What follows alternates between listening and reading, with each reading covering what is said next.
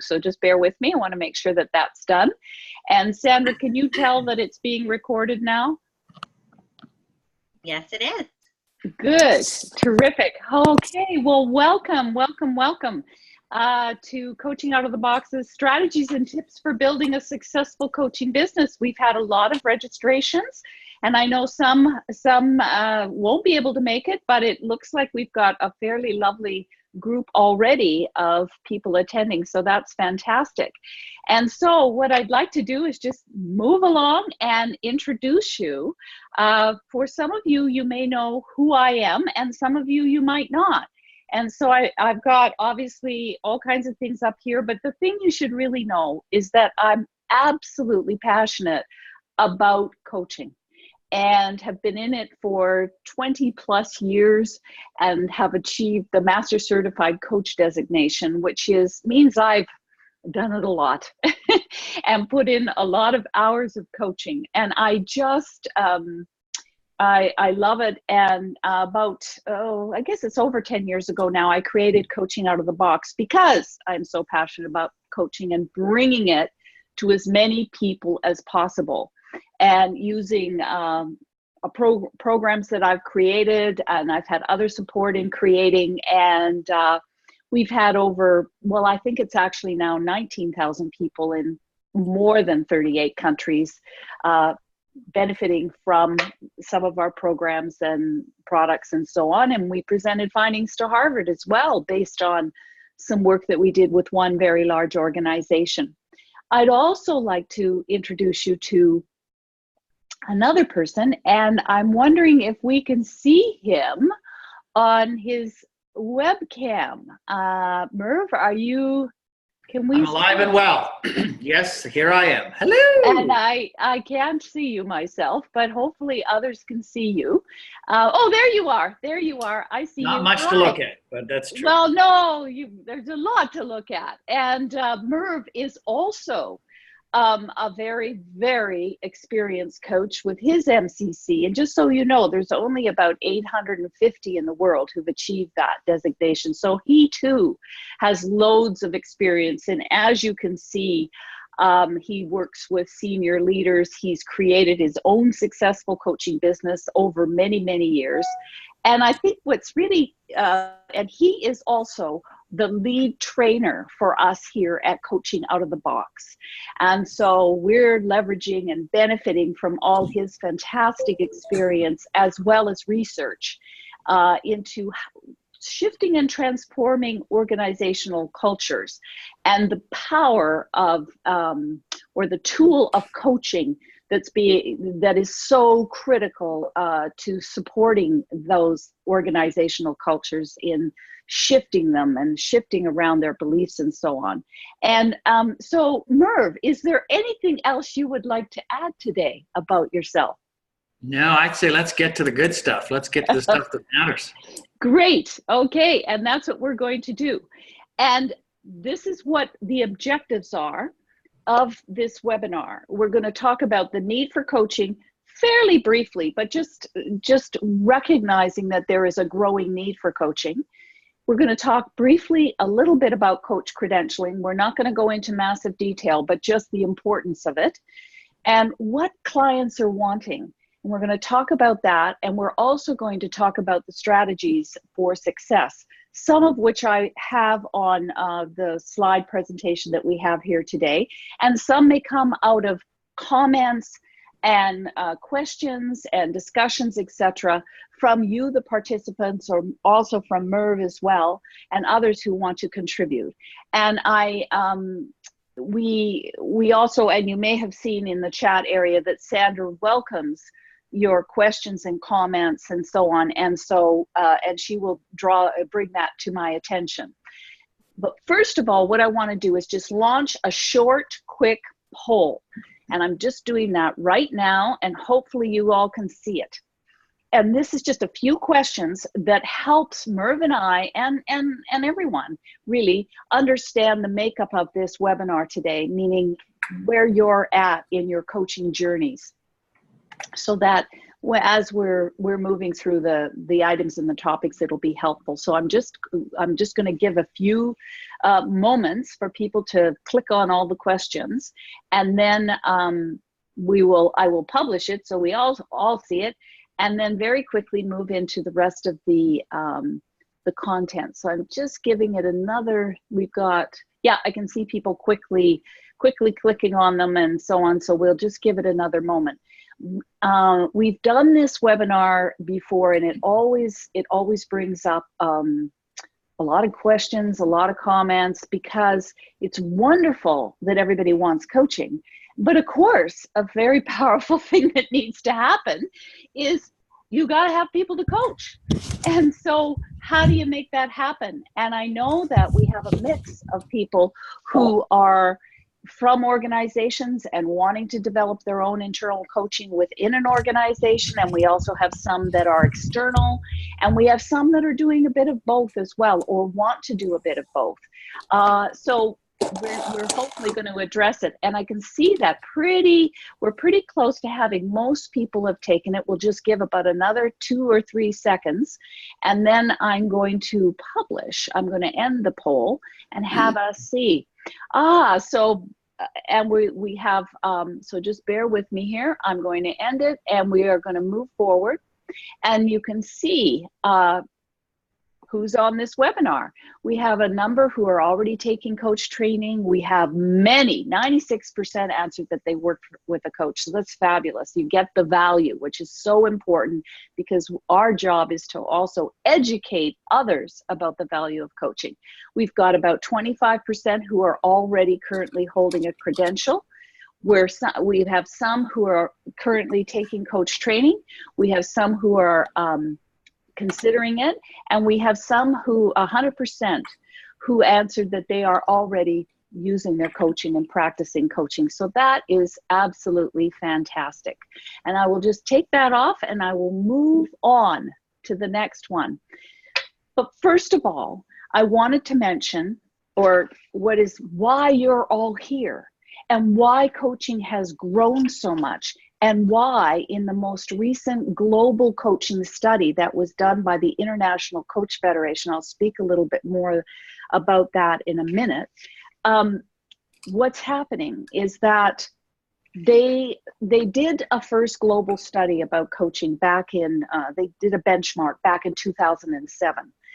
And what they've come up with in the latest study that was released late 2016 is that there is now an improved perception of the value of coaching. So for example, when Merv and I got in many, many years ago, we would say we're coaches, and people didn't know what that was.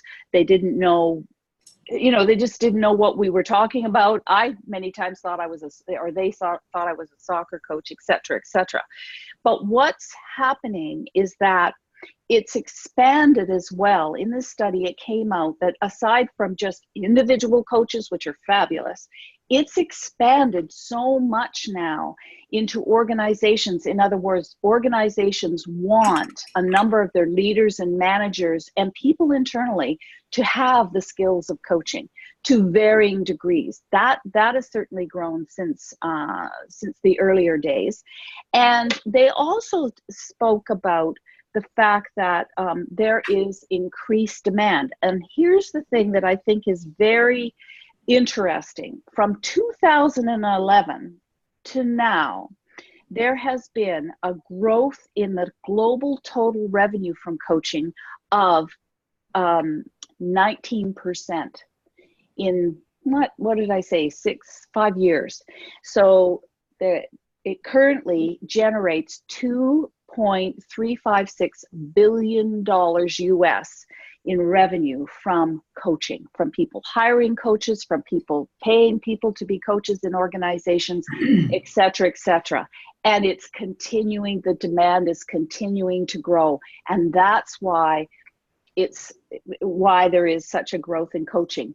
And what also came out of that was that 75% of the respondents to that study said that they expect it to increase. And also another interesting thing that came out of that study was that 51% hold, currently, who participated in the study, hold an ICF credential. And as you can see on this, on the change, the reason that this is growing is because of change. And I won't read the whole screen. You can actually see what that is. But what I want to speak to first, and what we want to, and Merv, what, if anything, have you seen in the last couple of years or the last few years in terms of what I've just been speaking to? Well, certainly growth in the industry for sure, and adoption of it. I still get the "Are you a soccer coach?" I won't lie to you. I mean, the mystery is still there. So I think we'll be forever explaining where we place in the planet. But there's no question that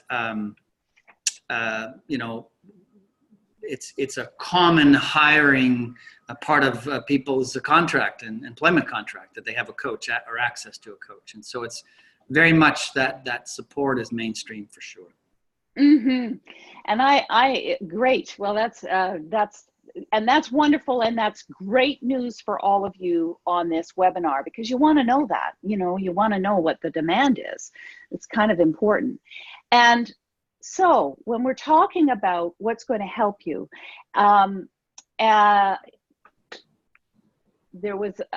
what's going to help you is that this is a no-brainer, in my opinion, and I think Merv would agree, is get a credential.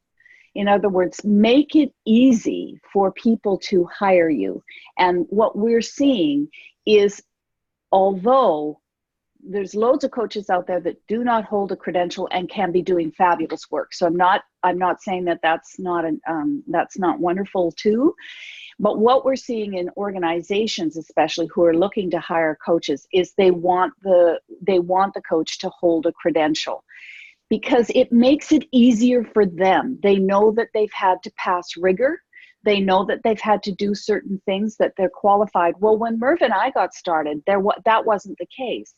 But as the profession has grown, it has expanded, and the requirement is growing more and more. I see this in requests for proposals from organizations, that they are requesting that someone holds an ICF credential or an equivalent. And so that is really, really important. We recommend, and I certainly recommend, that the individual holds an ICF credential. And the reason for that is that the ICF is the largest professional association of coaches in the world. It's the most recognized. I don't mean that everybody knows about it, but it is the most recognized. And the reason is it's in 140 plus countries. And it also has, as of late 2017, it has over 30,000 members. So that's why I think it's so important. It also was on the forefront of determining the competencies for coaching, the ethics and standards, etc. So that one to me is an absolute no-brainer. And there's a few different levels of that you will read up on their website. There's an associate certified coach. There's a professional certified coach. There's various requirements that you will have to meet to obtain those credentials. So that is very, very important, and just something that we want to mention. But what is it? What is it that clients are wanting? Why would they work with a coach? And I've covered a few here, and I'm also welcoming what any of you are seeing. You can mention it in the chat area, and also Merv's comments as well. So for example, they want results. This is not just a nice to have. That when they hire a coach, whether it's an individual hiring a coach or it's an organization hiring a coach, they want results. What kinds of results would have them say, this was worth their investment? What I'm curious, Merv, what are you seeing in the work that you've done many times in organizations and with all the various senior level clients that you're wanting? What kind of results are they wanting? Well, I tell you what they're asking for, and then what they're really needing or wanting may be two different things. What they're asking for in a lot of cases is they get that they are the experts in their field, whatever it is. But like this morning, they're asking, I need to be able to manage my emotion in stressful situations. So they tend to be asking about what it is that I can do better as a human being, therefore get the results in the business. And that's a big shift, because years ago it used to be, teach me, coach me how to be a sales guy. But the real shift is organizations are saying, no, we want coaching to focus on what it's brilliant at, which is the behavioral aspect of how these folks go to work. And it's guised in all sorts of requests, like, we need them to be more effective on a team, leadership presence. We need this individual to be able to manage conflict in different ways. So it tends to be still related to the business results, but more totally around the individual and them being a better human. Okay, and so I'm going to ask you a few more questions, if that's okay, Merv. Sure. Because that's so important. So how are they measuring it? What are you seeing in the area of? So how do they know? How do they know when those results are achieved? What are you seeing? And what I'm going to do is I'm going to take this screen off for a few moments, because I think it's just more valuable to see just you and the rest of us. No, not just you, but well, I would welcome others to contribute here, but yes. I would say, how do you measure it? I would say it's really easy not to be able to measure it. It's real easy to measure it in financial terms, which means I've got $5,000 or I got $50, and that means 12 sessions, and there you go. But the astute coach ask questions like, what will it look like when you're done? All of those kinds of very coaching 101 questions, but embeds that in the contract. So you'd ask the manager of the individual, what would it be like when this person is, has improved their performance? How will you know? And, that's what you incorporate in your proposal is these are the following conditions or situations that will be remedied. The idea that you can actually measure coaching, in my opinion, on some kind of linear scale or on a sales volume scale, or even a 360 response, may not be the wisest thing, because it's not the kind of turnaround that coaching can do. But so I don't know if I semi-answered your question, but I'd be curious about what others on the call as well, one or two other things that you found has been able to measure coaching success. Any other thoughts, comments? You can just take it off mute and spiel it out. Right, jump in. If anybody else is seeing, because you're here, and I know many have come from organizations. It looks like Janet wants to say something. Have I got that right, Janet? Yes. But Great, when coaches come back a second time, I see that they are satisfied. They are like, okay, I really left satisfied. I have begun working on this issue, and now I would like to really work deeper on another issue that connects to this issue. So I really see it on the person when he or she comes back and is really happy. It's really more well-rounded. That's where I see it. Good point. Fabulous. Yeah, it's all about their attitude and how they show up, right? And the perspective. That's what coaching, of course, does. It influences people's perspective. And so I agree. Yes. So if you can continue to set up conditions that allow you to measure their perspective or the influence that their perspective has in the job, that's a powerful way to demonstrate results. You're right.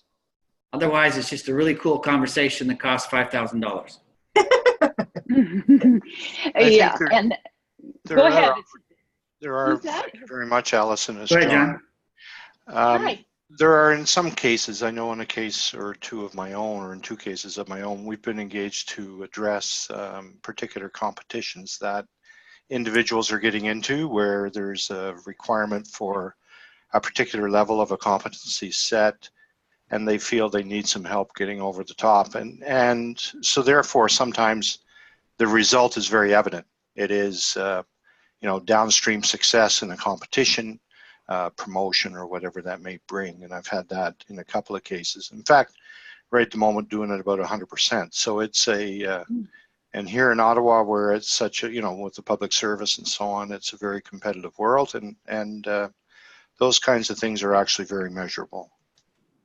Good. That's good. So again, we want to take our handcuffs off when it comes to measuring these results in coaching, and really link it to something that the client values, thinking that the organization values.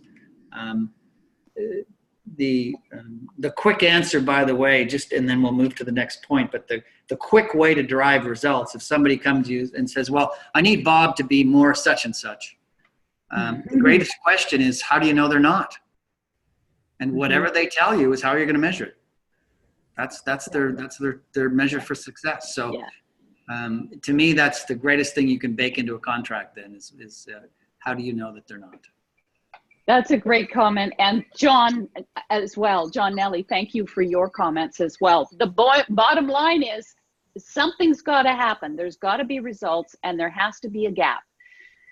And that's just a quick, that could be a whole series of webinars, just all that by itself. But that, I think, is important that we understand and we know what our clients want. And also, the next thing is background. What is your background? What do you bring to the coaching? You as the coach, they want what you have in some way or what you offer. They want to see that what you bring to coaching is something that they're going to value. So it's important that, in your strategies and how to succeed as a coach, that you're very good at articulating what you bring to coaching, aside from credential and experience and so on as you grow and develop. But what is it, your background? So for example, they will look at that, and there will be something about that piques their interest if they're going to be speaking with you and interacting with you about the potential of using you as a coach. So they usually will want something in your background. So in my case, when I first got started, I had a background in business, was an executive in a corporate environment, and also had my own businesses. So I was attracting people that came from that.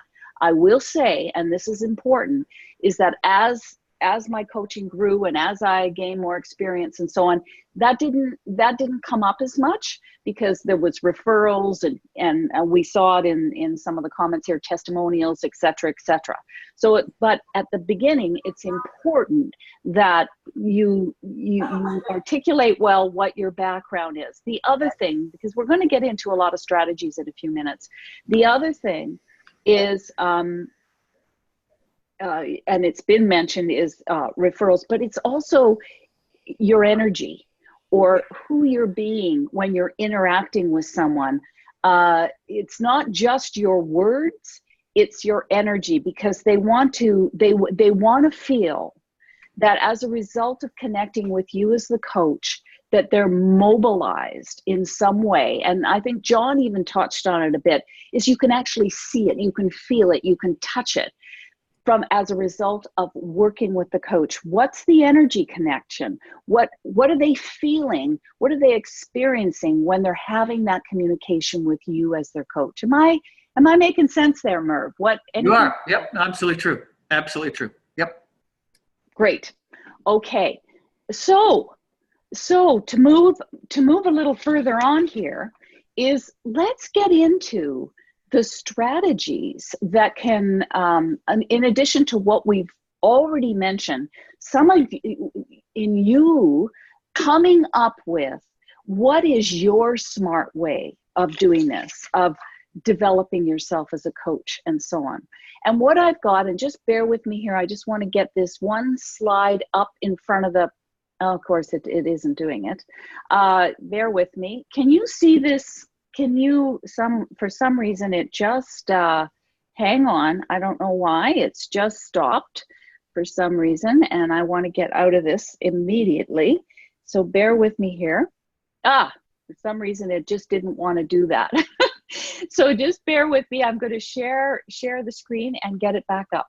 Bear with me here for a second. Where is it? There we go. And share it. And here we go. I've got a little kind of a slide here that we talk about strategies. And I've already mentioned a couple, invest in education, for example, get yourself a credential. But there also are a number of things, your strengths, giving yourself time. How many have been in, I'm just curious, and I want to see if I can see the chat here. How long, let me ask this question better. How many, please just say something if you've been in coaching for a year or more. Anybody? Yeah, there's a number that, yeah, I can see a lot. Yes, 3, 2 years, a year or more, many, many, many. Yeah. It's going to take time. It's going to take time as you develop your coaching, whether you're internal, whether you're external, whether you're doing a bit of both. And congratulations, by the way, on some of the lengths of time. And I see Jim, for example, he's had 1 year of paid coaching. Woohoo, that's fantastic. So it's really critical that as you move through this, that you recognize it's important to give yourself time to do this, because it doesn't happen overnight. I'm curious, Merv, when you got into coaching, how long did it kind of take you before you felt that you could do this basically full time, or how did that evolve for you?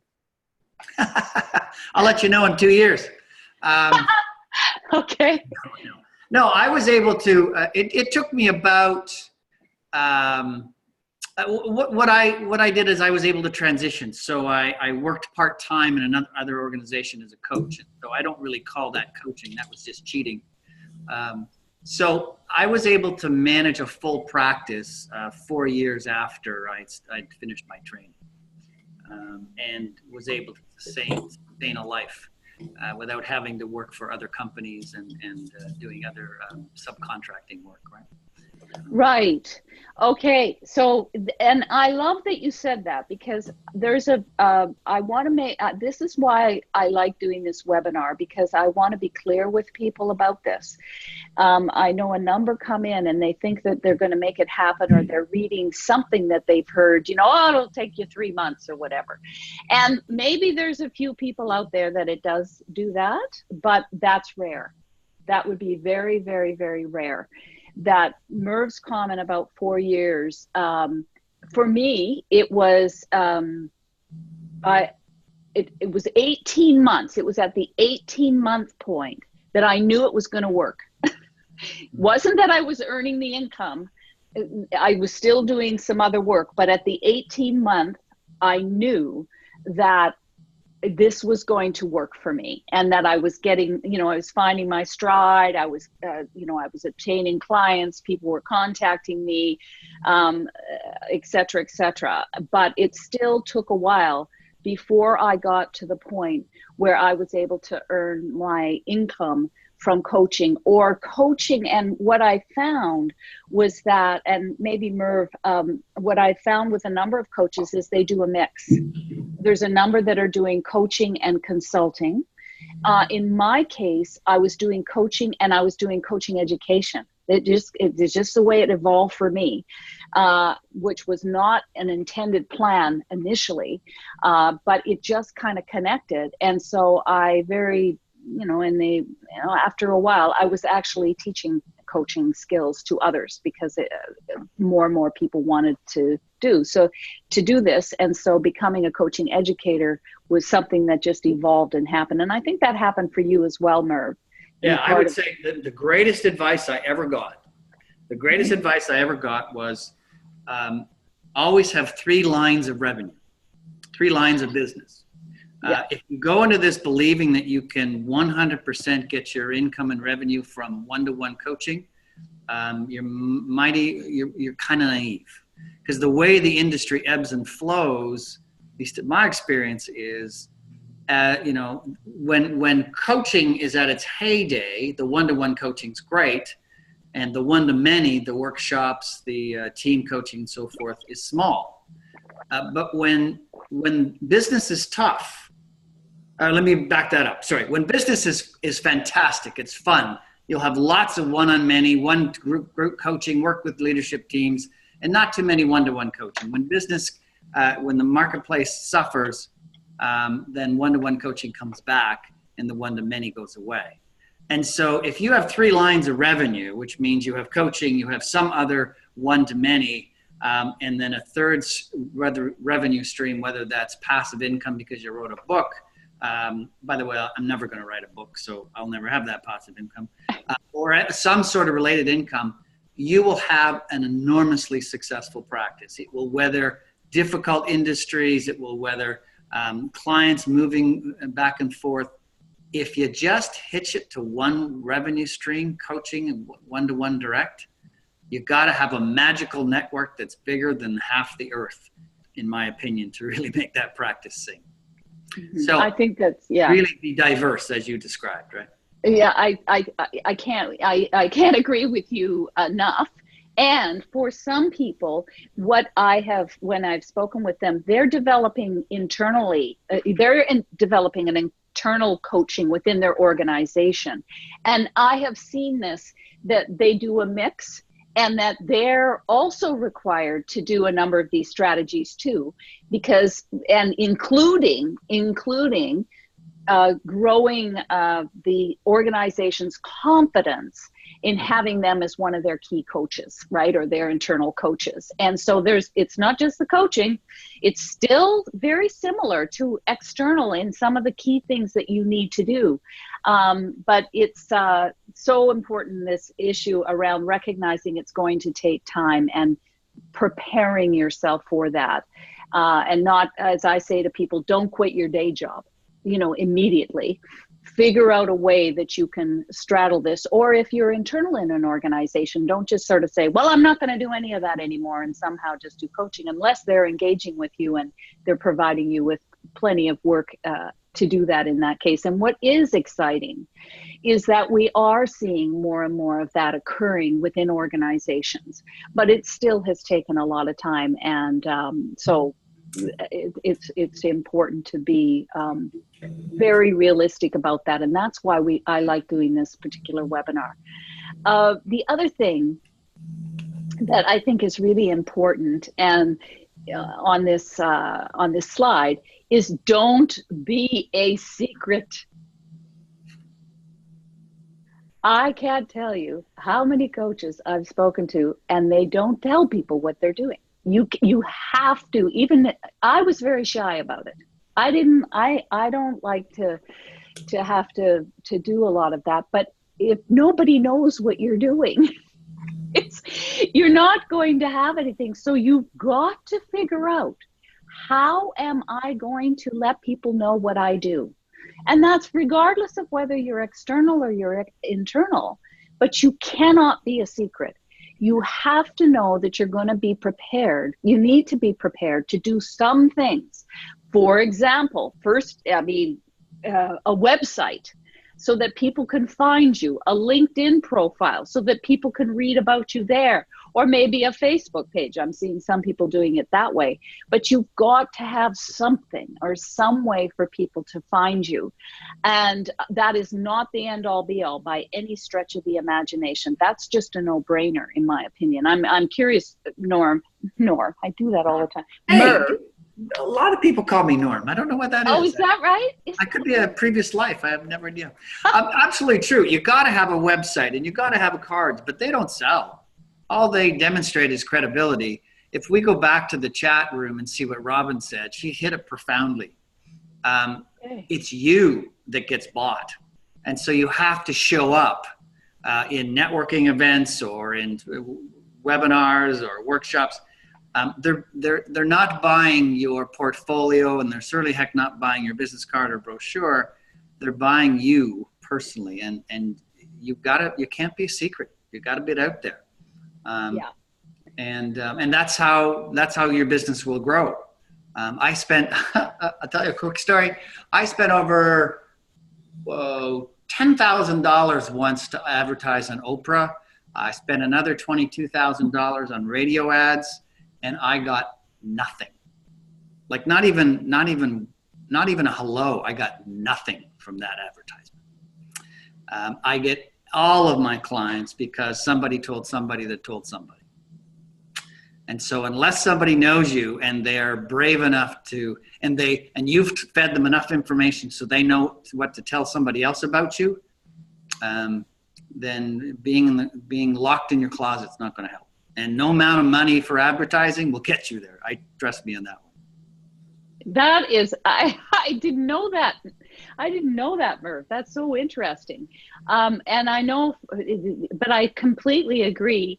And when I first got into coaching, one of the things, and it kind of connects up with the capitalize on the current position, or, you know, what your background is I leveraged that. In other words, I had been in leadership, a leadership position within the real estate arena when I got into coaching, or I was doing that and then gradually segued out of it.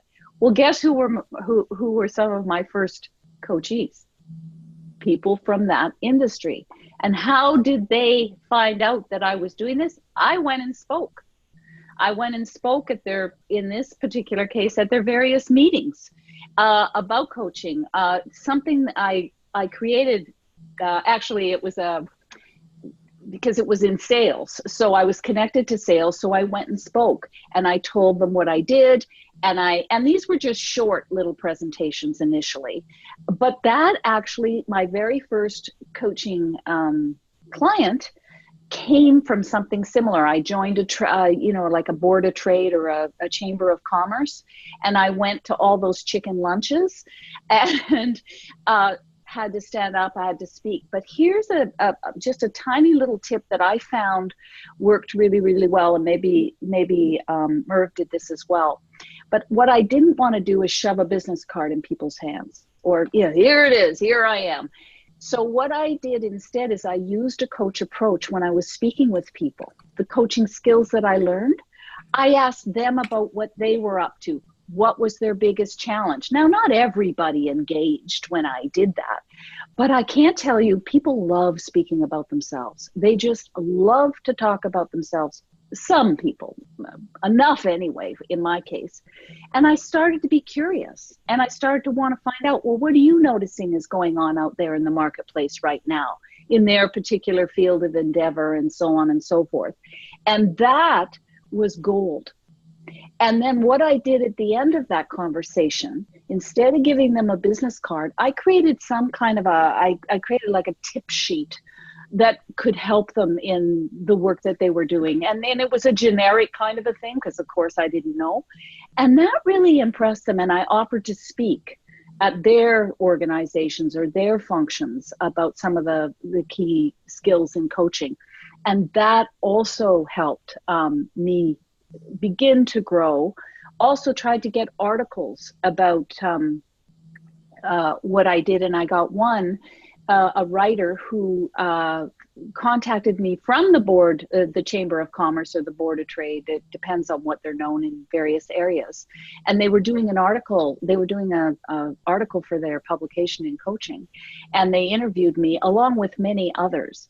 But what I did with that person, and this is the thing, I want you to think about this as a strategy, is seek to add value to everyone that you interact with. What can you do to add value as you're connecting, as you're networking? And what I did with this writer is I found out about the writer and their life, and that they were a single parent, et cetera, and loads of demands and so on. So I sent them all kinds of statistics and information and background and resources to help them with that article. A year after that article appeared, but a year later, they were a freelance writer. They contacted me and they said, I've got to do another article on coaching and I want to feature you. And I said, fine. It was in an airline magazine. All of a sudden, when this article came out, and I was in the general Vancouver area, I'm getting calls from people in Reno and Las Vegas. And I found out it was in an airline mag for Reno Air that doesn't even exist anymore. But add value. Seek to add value when you're interacting with people. Look to what can you do to support them. That worked out really, really well. Beyond what I was and a free. I didn't have to, pay for that. So what can you do as you're out there and as you're spreading the word about what you do? What can you do to add value? Making sense? Yeah, good call. Yeah. And I've got some other things on here that I found worked well, and it was the practice pro bono coaching route. I don't know if you did that at all, Merv.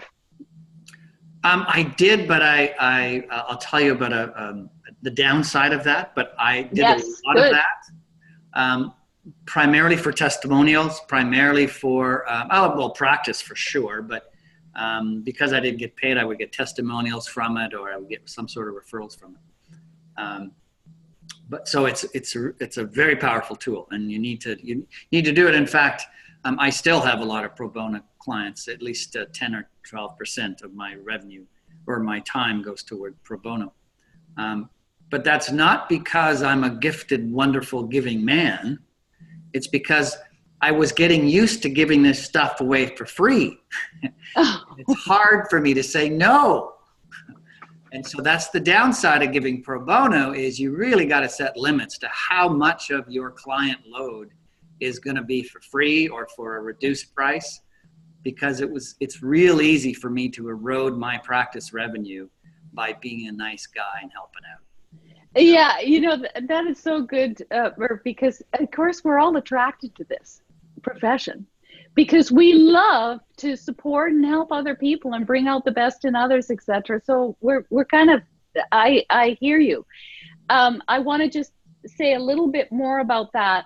And I created a very structured approach around this, where I identified 5 people initially that I would offer to coach, or that I offered this to. And I made it very structured. In other words, I will coach them for 3 months pro bono. And in return, as Merv was saying, I want a testimonial. I want them to refer me to others. But also at the end of that 3-month period, if they want to continue with me, then they will be paying me. And I laid out what my fees were, etc., up front, so that they knew that this was an initial pro bono phase, and then they would turn potentially into paying clients. Now, what I will tell you, with those 5 people, 1 turned into a paying client, but what they all turned into was advocates for what I did, and I got referrals. And remember the article I told you that was written, or that when I joined the Board of Trade of Chamber of Commerce, they also wanted to write an article on coaching. And at that time, I was just doing this pro bono coaching, but they were willing to be interviewed, and it never came up. And so they were interviewees to the writer who wrote that first article. And that provided me, the day that article came out by the Chamber of Commerce, I got a phone call from a paying client. So you all can probably be far more creative than myself, and maybe come up with, I hope that this is twigging some ideas and thoughts for some of you in terms of what you can do as you go out there and grow your coaching businesses. And somebody said, this is really great. Do you have any specific tips on how to ask for referrals from clients? Great question. So all I do is ask. Have you asked? If you're happy with my service, would you be willing to refer me to others? And that has had, and I think Merv, you mentioned you've had loads of referrals as well. That just, you got to remind them, you've got to mention it to them. I've never paid, by the way, I have never paid for people to refer. I don't know, maybe Merv has, but no. It's kind of, I don't know that people feel comfortable with that anyway. I don't know, Merv, did you I ever just do that? beg. I just get down on my knees and beg and just, no shame, no shame. No, it's not easy to ask for referrals. I will say though, what I notice in coaches is when they get a compliment from the client, oh, you're a fantastic coach. I wouldn't be anything without you. All those kinds of really true things. As coaches, we kind of, deflate. Oh, it was nothing, so forth. That's an opportunity to be bolder. Is when they're feeling indebted to you, you can say, well, listen, I'm glad you had this experience. I'd love to do it for some of your friends or other people that you know. So, keep me in mind. So when they are being very gracious, then you can equally balance their energy. To do it from a cold moment, is difficult. That takes a lot of courage and cojones. And most coaches aren't salespeople. Did you notice that? I don't know if that's true or not, but most people aren't. Most coaches don't know how to sell worth beans. And so, so the more you can kind of match the client's energy and then ask at that moment, I think it works well. Right. A good point. And I love some of the comments in the chat area. And that's why I know Loretta mentioned she's found clients and they've given her great testimonials, but when asking for referrals, it's not been so good, right? And so that's why I mentioned this piece about time. It takes time to build this up for most of us. You will hear stories, like I mentioned earlier, about somebody who's making, $1 million a year, in their first year or something. I'm being dramatic. And that's rare. That's absolutely rare. So that's why the importance of time and the idea of what am I going to do so that people know what I do, and so that I'm on people's radar, so regular little newsletters for some, that works. Again, some maybe a bit of social media, although I think the jury's out around that. But you have to get known in some way. The other thing that I think is really important as you're developing your coaching is be willing to take risks and experiment with some of those maybe safer type coachees that maybe you start with. And one of the things that I found myself is I was too nice. I was really nice and I was really warm and I was really caring. And I remember one fellow I was coaching who'd hired me and he was paying me. He said, I said to him at the end of the coaching, I said, what was of value today during the coaching? And we had a 45-minute conversation. And he said, well, I'm going to tell you what wasn't valuable. And you know what it was? I let him moan and groan.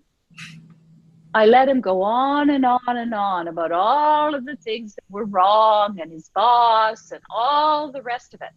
So it was this willingness to step up and experiment and jump in when people, we have to do so in our coaching, becoming really great, what I'm going to say the expression, kick-ass coaches. We can't just be nice. We can't just listen and and oh, I'm so sorry, and oh, that's too bad. We have to make something happen for them. And so we have to be willing to take those risks. And I was nervous about it. But what I would do is I would condition that when I first challenged my coachees. And I'd literally put it out there. Is it okay if I take a bit of a risk in our coaching today? And that conditioned it so that, and then they go, well, yeah, sure, whatever. Okay. So what's it going to take for this problem to no longer be an issue anymore in any of our conversations going forward? Boom.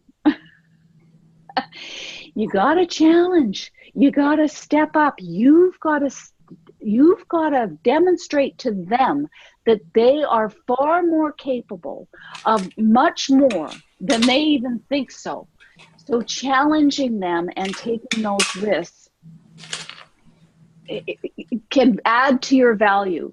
And that will have them step up. And like I said before about this business, about having them leave energized and mobilized to take action is so, so critical.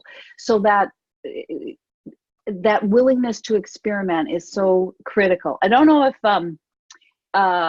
Merv wants to add anything to that. No, I'm good. Yeah. Great. Oh, okay. Not great. I mean, absolutely. If you watch. No, I was reading the chat. That's where my focus. Yes, good. Thanks. And yes, and that's a big help too, because I'm not as good at multitasking and seeing all of that. But I see a note regarding getting into organizations to build relationships to eventually get paid contracts. Loretta's asking that question. What can you offer them? Can you go in and speak to one of their little meetings? What of value can you do to get an opportunity to be in front of those people? What can you do? Because you got to get in there somehow. And the only way, in my mind, is what can you do for them? What can you offer? Merv, have you got any comments? Yeah, I mean,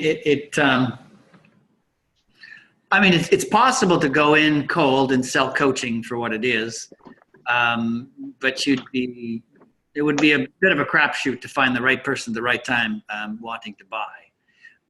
So you really got to go in there and I mean, to me, let me back up. To me, sales call is coaching. It's needs analysis. It says, so what do you want to focus on?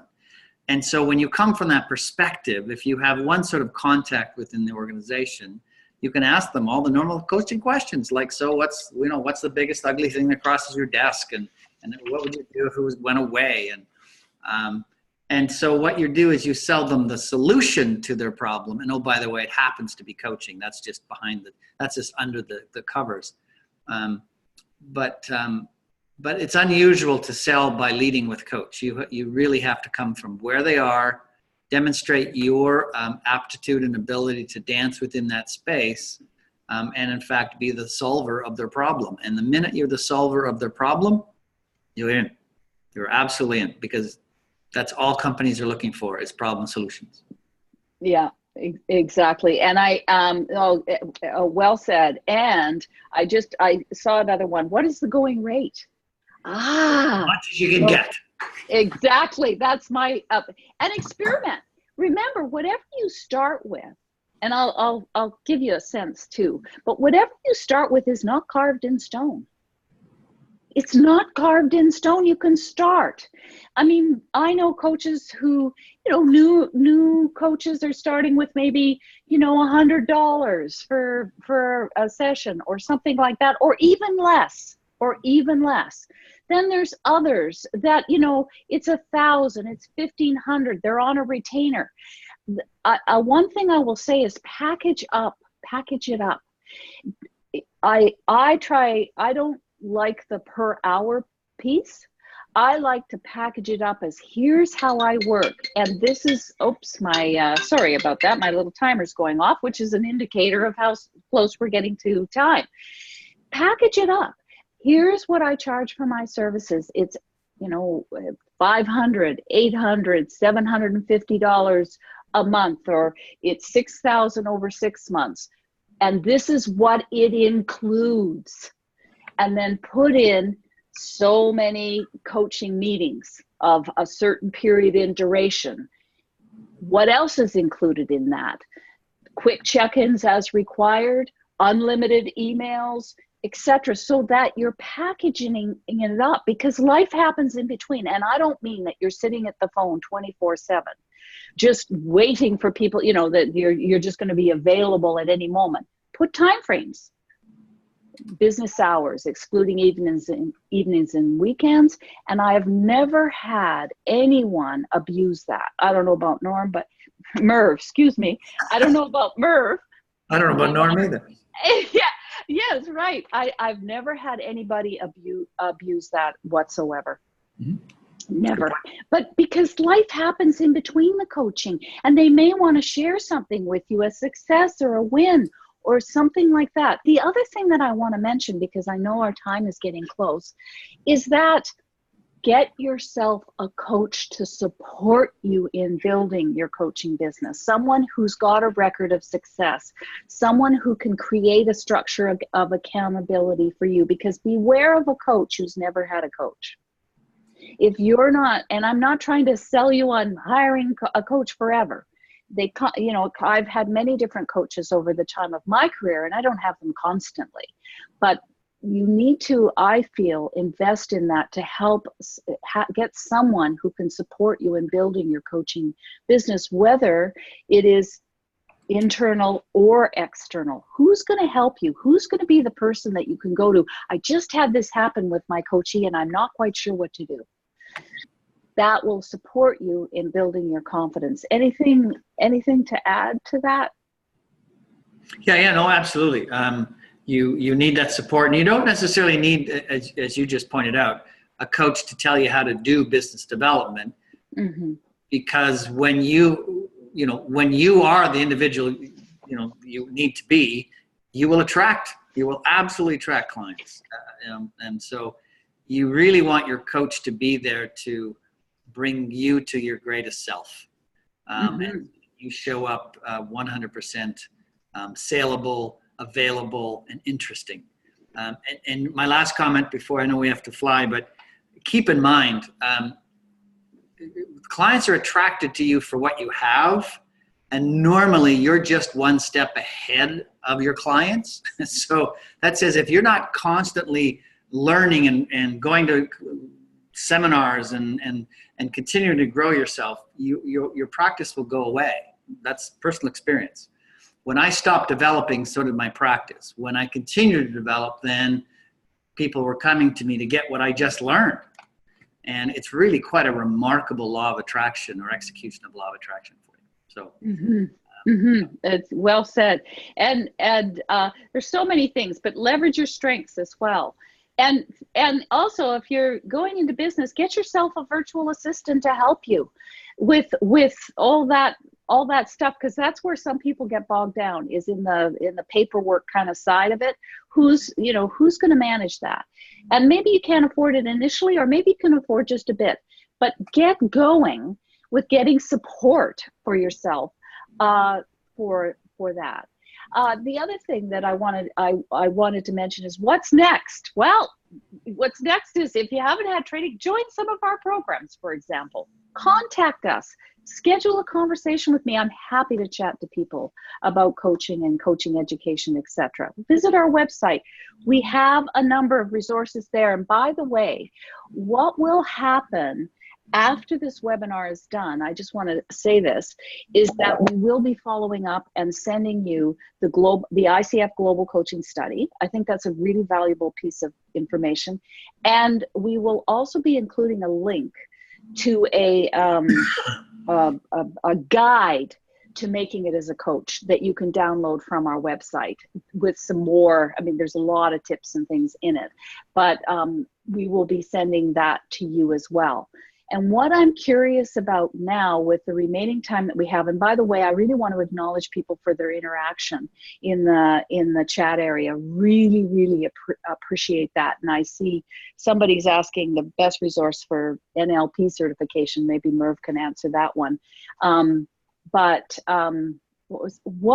are you walking away with as a result of today's webinar? What are you taking away from this webinar today? Encouragement. Encouragement. Okay, Janet, terrific. Who else? Motivation. Okay, good. Good. A push to be seen more. Yeah, you can't be a secret. You can't hide. In fact, Loretta, turn on your video and your microphone and say that again. Good. Yes, that's a good point.